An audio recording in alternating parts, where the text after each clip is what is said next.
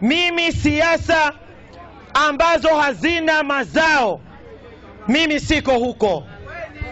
Nataka nipige siasa za maendeleo, siasa za mabadiliko.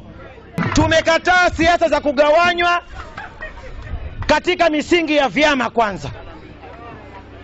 Na nataka niwaambie ya kwamba mimi Aisha Jumwa nilisema sitabadilika wala sitabadilisha msimamo wangu maujua wa kisiasa.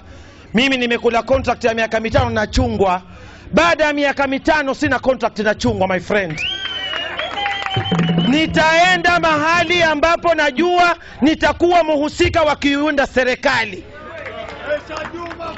Siwezi tena mimi kama Aisha Jumwa kusema ya kwamba katika umri wangu huu nimekuwa upinzani, niendelee kuwa